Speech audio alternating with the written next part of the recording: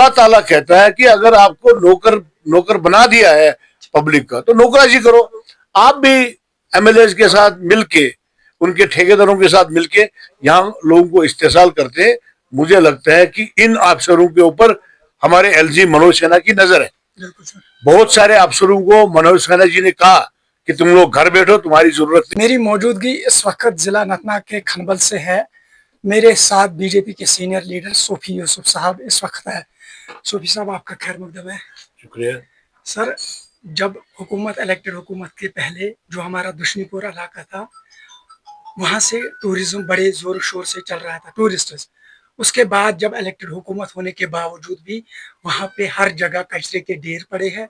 उसके साथ साथ वहाँ पे न टूरिस्ट है, सारे पढ़े लिखे नौजवान पे डिप्रेशन के शिकार हो चुके हैं। उनके ऊपर लोन के किस्ते, बाकी चीज़ें, और खासकर बीजेपी ने जो बड़ा मुहिम लिया नरेंद्र मोदी जी ने कि यहाँ पे सफाई अभियान, श्री गुफारा के मेन स्टैंड में भी जहाँ से आप ताल्लुक करते हैं, बहुत बड़ा कचरा पड़ा है। देखिए, मैं आपको कहना चाहूंगा कि अगर टूरिस्ट की आंकड़ा की बात करें, 2024 में 2,35,00,000 टूरिस्ट हमारे कश्मीर में आए। उसके बाद बाइसरन हुआ। नहीं, मैं सर दुश्मनीपुरा की बात कर रहा हूँ। मैं वही कह रहा हूँ, दुश्मनीपुरा सारा टूरिस्ट पे ही डिपेंड है, मैं उसी पे आ जाऊंगा। तो आपने पहले ही कहा कि टूरिस्ट के ही कोई लेके हवाला आपने दे दिया है।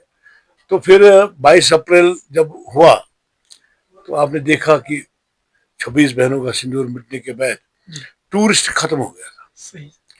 उसके साथ साथ आप नए सिरे से आप दोबारा टूरिस्ट आने लगा है। जो आप सफाई अभियान की बात करते हैं इसके हवाले, क्योंकि हमारा पहलगाम, दुश्मनीपुरा, चाहे खोड़ीपुरा कहे, ये सारा टूरिस्ट पे ही डिपेंडेंट है। तो इसमें बाहर के लोग भी आ जाते हैं, लोकल लोग भी हैं। हमारे यहाँ पे म्युनिसिपल कमेटियां भी है, हर जगह पे गाड़ियां रखी गई है कि जहां जहां गंद है वहां वहां उठा लीजिए। बट इसमें जैसे आपने कहा कि सरकार यहाँ की है, नेशनल कॉन्फ्रेंस की सरकार है। मैं कंसर्न्ड एमएलए को कहना चाहूंगा, ये उनकी जिम्मेवारी है माहौल को साफ रखना, दुश्मनीपुरा को साफ रखना, खोड़ीपुरा को साफ रखना। आप देख लीजिए रूरल डेवलपमेंट में वो फूफू गाड़ियां आ रही हैं सफाई अभियान के लिए, वो हफ्ते में एक बार आ जाती है, हफ्ते तक कूड़ा उधर ही रहता है। तो मैं यहाँ के एमएलए को कहना चाहूंगा, आप बीडीओज को हिदायत दो। अगर यहाँ पे म्युनिसिपल कमेटी का एरिया है, कहीं अर्बन एरिया है, वहां ईओज को हिदायत दे, सरकार उनकी है ना। तो मैं कहना चाहूंगा कि इस पे लोगों को भी एक जिम्मेदारी आयद होती है, लोग भी अपने माहौल को साफ सुथरा रखें। बिल्कुल सर। तो हम भी जब जाते हैं, कहीं झाड़ू मारते हैं, हम भी सफाई करते हैं, तो लोगों को भी अवलीन फर्ज है ना। सफाई हमारे हदीस में भी है, सफाई जो है निस्ब ईमान है। बिल्कुल सर, जो प्रधानमंत्री आवास योजना है या एमजी नरेगा है, जो मरकजी हुकूमत का एक बहुत बड़ा स्टेप है रूरल एरियाज को डेवलप करने का, कमजोर तबके को रोजगार देने का। लोगों का, बहुत सारे लोगों का ये सवाल है कि जो कमजोर तबका है, यहाँ पे निपोटिज्म बेसिस के ऊपर सियासतदान अपने वर्कर्स को ये काम देते हैं, अमीर लोग इसका फायदा उठाते हैं, गरीबों के ऊपर हर तरह का जुल्म होता है, इसलिए गरीबों के बच्चे फिर गलत राह मतलब तरीके। ये बहुत अच्छा सवाल किया आपने, ये मैं भी सुन रहा हूं कि देखिए रूरल डेवलपमेंट में अगर कोई मनरेगा का पैसा, राम जी का पैसा, कैपेक्स का पैसा आ जाता है, सेंट्रल गवर्नमेंट से आ जाता है। अगर किसी गरीब को पीएमएवाई के तहत मकान मिल रहा है, नरेंद्र मोदी जी ने इस साल भी जम्मू कश्मीर के लिए 3 लाख मकान दिए हैं। तो यहाँ क्या हो जाता है कि जो एनसी के ठेकेदार हैं, बिल्कुल जो पीडीपी के ठेकेदार हैं, उनके जो घर में गांव में एक एक दो ठेकेदार है, वो ही फैसला करते हैं। सर, एक आईएएस केएस अफसर को किसी एमएलए के दबाव के तहत आना या अपनी अल्लाह ताला को हाजिर नाजिर रख के काम करना, वही मैं कह रहा हूँ। मैं उसी पे आ जाऊंगा। मैं एक तो एमएलए को कहना चाहूंगा, ये ठेकेदार जो है आपके है, इनको बंद कर दीजिए। जिन लोगों ने आपको बनाया, यही लोग आपको गिराएंगे कल, क्योंकि आज भी आपने ठेकेदार रखे हैं।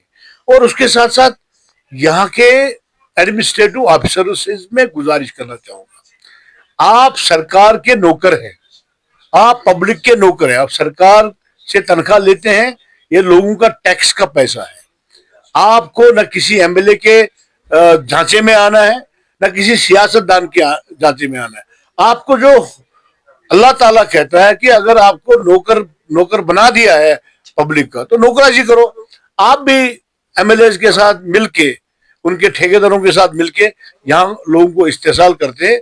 मुझे लगता है कि इन अफसरों के ऊपर हमारे एलजी मनोज सिन्हा की नजर है। बिल्कुल सर। बहुत सारे अफसरों को मनोज सिन्हा जी ने कहा कि तुम लोग घर बैठो, तुम्हारी जरूरत नहीं है। और भी अगर कुछ अफसर ऐसा गड़बड़ करेंगे, आप देखेंगे, उनको भी हम कहेंगे भाई तुम जाओ घर। आखिरी सवाल सर मेरा है आपसे।